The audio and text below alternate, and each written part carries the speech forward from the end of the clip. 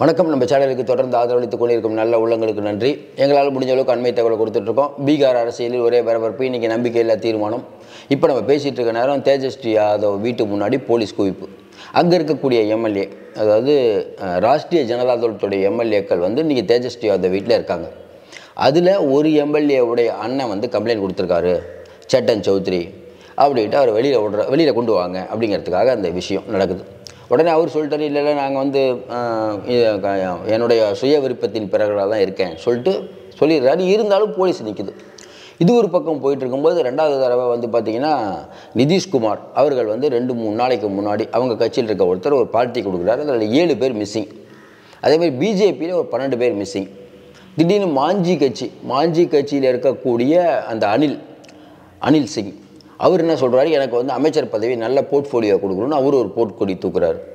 ஒரு பக்கம் நிதிஷ்குமார் எம்எல்ஏக்கள் எண்ணிக்கை கம்மியாகுது, இன்னொரு பக்கம் பிஜேபி எம்எல்ஏக்கள் மாஞ்சி கட்சியில் இருக்கக்கூடியவர்களுக்கே 2 விதமான முடிவு எடுக்கிறாங்க. லாலு அவருக்கு ஒரு ஆஃபர் தராரு. இப்படிப்பட்ட பரபரப்பான சூழ்நிலையில் இன்றைக்கி இப்போ நம்ம பேசிகிட்டு இருக்கிறது 2 மணி நேரத்தில் பீகார் அசம்பிளி கூடுது. இதில் மிக மிக முக்கியமாக பீகார் அசம்பிளியில் இன்றைக்கி சபாநாயகராக இருக்கக்கூடிய பிகாரி அவர் ஆர்ஜேடி லாலு பிரசாத் யாதவ் கட்சியை சேர்ந்தவர். அவர் என்ன ட்விஸ்ட் வைக்க போகிறாரு தெரியல. ஏற்கனவே போன உடனே நிதிஷ்குமார் சொல்கிற மாதிரி போன உடனேயே நம்பிக்கையில்லா தீர்மானம் கொண்டு பிகாரியை நீக்கணும். யாரை? சபாநாயகரை. ஏன்னா சபாநாயகர் தான் ஃப்ளோர் கண்ட்ரோல். ஃப்ளோரில் எது நடந்தாலும் அவர் சொல்கிறது தான் சட்டம். நீங்கள் நீதிமன்றம்லாம் அதெல்லாம் அப்புறம், ஃபஸ்ட்டு அவர் தான். அப்படிப்பட்ட சூழ்நிலையில் அவர் நான் விலகலாம் மாட்டேன், நான் தான் நடத்துவேன்னு சொன்னது இன்னும் பதற்றத்தை நிதிஷ்குமாருக்கு ஏற்படுத்தி இருக்கிறது. இந்த மாதிரியான ஒரு பரபரப்பான சூழ்நிலையில் ஏற்கனவே நிதிஷ்குமார் போய் மோடியை பார்த்தது, நேற்று ட்விட்டர் ஃபுல்லாக ட்ரெண்ட் ஆகிறது, இதையெல்லாம் வைத்து பார்க்கும்போது ஒரு பெரிய ஒரு சம்பவம் காத்திருக்கிறது அப்படின்னு நம்ம புரிஞ்சுக்கலாம். ஜனநாயகம், வாழ்க்கை ஜனநாயகம் நம்ம சொல்லிட்டு இருக்கணும். என்ன நடக்குது அப்படிங்கிறத பற்றி தான் பார்க்க போகிறோம். தொடர்ந்து இன்றைக்கி இந்தியா முழுக்க ஜனநாயகத்தை எவ்வளோ கேலி கூத்தாக்கிட்டு இருக்காங்கன்னு தெரியும். இந்த ஹேமந்த் சோரனுக்கு என்ன பண்ணாங்க, அங்கே ஆட்சி அமைக்க விடாமல் அங்கே இருக்கக்கூடிய எம்எல்ஏக்கள் ஹைதராபாத்துக்கு தங்கி அதெல்லாம் நம்ம நிறையா பார்த்துட்டோம்.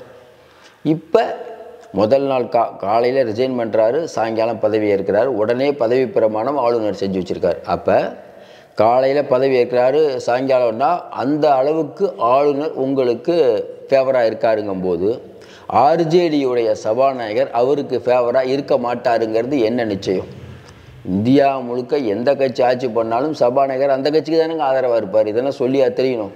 உடனே அந்த சபாநாயகரை தூக்குங்க அப்படின்னா அப்போ ஆர்ஜேடி கேட்குற மாதிரி, அப்போ நீங்கள் கவர்னரை தூக்கிட்டு வேறு கவர்னரை போடுங்கன்னா போடுவீங்களா? இப்போ இன்றைக்கி என்ன நடந்துகிட்ருக்கு? இன்றைக்கி ஒரு 4 நாளைக்கு முன்னாடி நிதிஷ்குமார் போய் நம்ம மோடி அவர்களை பார்த்தார். அப்போவே என்ன சொன்னாங்கன்னா, ஒரு மரியாதை நிமித்தமாக பார்க்கப்பட்டது, சிஎம்மாக பதவி ஏற்றுட்டாருன்னு. ஆனால் நடந்த நிகழ்வுகள் என்ன சொல்கிறாங்கன்னா, இல்லைங்க நீங்கள் பாருங்கள், உங்கள் கட்சியிலேயே நிறைய பேர் அதிருப்தியில் இருக்காங்க, நிதிஷ்குமார் சொல்ல கிரவுண்டில் இருக்கார்ல அப்படியான்னு பார்த்தா நிதிஷ்குமார் என்ன பண்ணுறாரு, அவங்க கட்சியை சேர்ந்து அவருக்கு வேண்டியப்பட்ட ஒருத்தரை வச்சு ஒரு பார்ட்டி கொடுக்குறாரு. அதில் 7 பேர் மிஸ்ஸிங். அது 2 பேர் மருத்துவ காரணம் அது காரணம் சொன்னாலும் இவ்வளோ பரபரப்பான நிலைமையில் 7 பேர் மிஸ்ஸிங்கும் போது பெரிய விஷயம். இந்த பக்கம் ஒரு 10 பேர் மிஸ்ஸிங். அப்போ லாலு என்ன பண்ணுறாரு? ஏன்னா இங்கே பீகார் அரசியலை பொறுத்த வரைக்கும் நீங்கள் எடுத்தோம் கவுத்தோன்னு போயிட முடியாது. கொஞ்ச நாளைக்கு முன்னாடி மேற்கு வங்காளத்தில் நடந்தது தெரியும். இடி அதிகாரிகள் ஒரு கிராமத்தில் போய் மண்டையெல்லாம் உடைஞ்சது தெரியுமா? இதே மற்ற ஸ்டேட்டில் நடந்தால் இடி எவ்வளோ பெரிய பிரச்சனை கிளப்பும். இதெல்லாம் அங்கே பீகார், அங்கே ஊபி, இதெல்லாம் டெய்லி நடக்கக்கூடிய சம்பவம். அங்கெல்லாம் நீங்கள் அவ்வளோ ஈஸியெல்லாம் பண்ணிட முடியாது. இன்றைக்கி என்ன நடந்தது? எப்படியும் நிதிஷ்குமார் அரசை காப்பாற்ற வேண்டும் அப்படின்னு பிஜேபி நினைக்குது. ஒன்றுமே வேணாம். இன்றைக்கி காலையில் போன உடனே அந்த சபாநாயகருக்கு எதிராக நம்பிக்கையில்லா தீர்மானம் கொண்டு வரோம் அப்படின்னு நிதிஷ்குமாரும் பிஜேபியும் சொல்லுது. அதெல்லாம் முடியாது, நான் தான் நடத்துவேன்னு பிகாரி சொல்கிறார். இப்போவே சண்டை ஆரம்பிச்சிருச்சு. 1. 2வது விஷயம், சபாநாயகர் ஒரு ஃப்ளோரில் அவர் அந்த தேர்தலை நடத்தினால் அவர் என்ன பண்ணுவார்? நிறைய வழிகள் இருக்குது. இன்றைக்கி நீங்கள் நியாயமாகவே பண்ணலாம். இப்போ சண்டிகரில் ஆம் ஆத்மியும் காங்கிரஸும் நிற்கிது. அங்கே இருக்கக்கூடிய அதிகாரியை வாக்கு சீட்டில் மாற்றுறாரு, பிஜேபி ஜெயிக்குதுன்னு அறிவிக்கிறாரு. நீதிமன்றம் போச்சு. நீதிமன்றம் போய் என்ன ஆச்சு? நிலுவையில் இருக்கிறது. அதே போல் இன்றைக்கி சபாநாயகர் நினச்சா கையெல்லாம் யாரும் தூக்கலிங்க, ஆர்ஜேடிக்கு ஆதரவு இருக்கிறது, இவர்கள் இருக்கிறார்கள்லாம் என்ன பண்ணுவீங்க? அதெல்லாம் ஆதரவு இல்லை என்ன சொல்லுங்கள், எல்லாம் எண்ணிட்டேங்க எனக்கு தெரியிட்டு என்ன பண்ணுவீங்க? இழுப்பீங்க. அப்போ லாலு பிரசாத் யாதவ் இல்லை அவங்க கட்சி என்ன நினைக்கும்? இன்றைக்கி நம்ம ஃப்ளோருக்கு போகிறதுக்கு முன்னாடி ஆள் இருக்காங்களான்னு பார்ப்போம். ஆள் இல்லைன்னா ரகலை பண்ணுவோம். அந்த பக்கம் நிதிஷ்குமார் பிஜேபி என்ன நினைக்கும்? ஃப்ளோருக்கு போகிறதுக்கு முன்னாடி ஆள் இருக்கான்னு பார்ப்போம், இல்லைன்னா ரகலை பண்ணுவோம். ஏன்னா எல்லா தேர்தலையும் இவங்க தான் நடத்துவாங்க.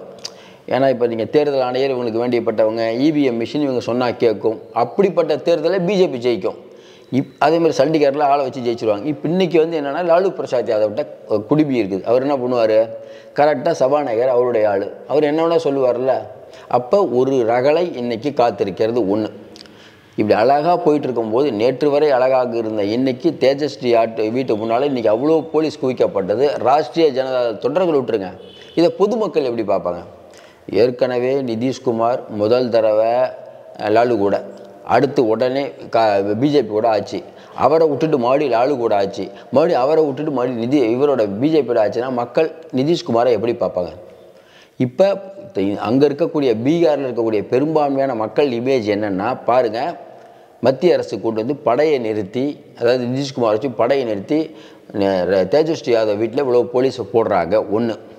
இன்னும் 2, 73 எம்எல்ஏக்கள் உள்ளே இருக்காங்க. அவர்கள் ஒவ்வொரு தொகுதியை சேர்ந்தவர்கள், அவர்களுக்குன்னு பெரிய ஆதரவு இருக்கும். அந்த எம்எல்ஏக்களுடைய ஊர் மக்கள் என்ன நினைப்பாங்க? நாங்கள் ஓட்டு போட தானே போகிறாங்க, ஏன் இந்த மாதிரி அராஜகத்தில் ஈடுபடுறாங்க? 2, தொடர்ந்து தேஜஸ்வி யாதவ் வீட்லேயும் அவங்க தங்கச்சிங்க வீட்டில் நம்ம ராபரி தேவி இப்போ தான் 2-3 நாளைக்கு முன்னாடி கூட தான் போயிட்டு வந்தாங்க. அவங்க அப்பா லல்லு பேரை இப்படி ஒரு குடும்பம் மேலேயே ஈடி எல்லாத்தையும் நீங்கள் போடும்போது என்ன நோக்கம்?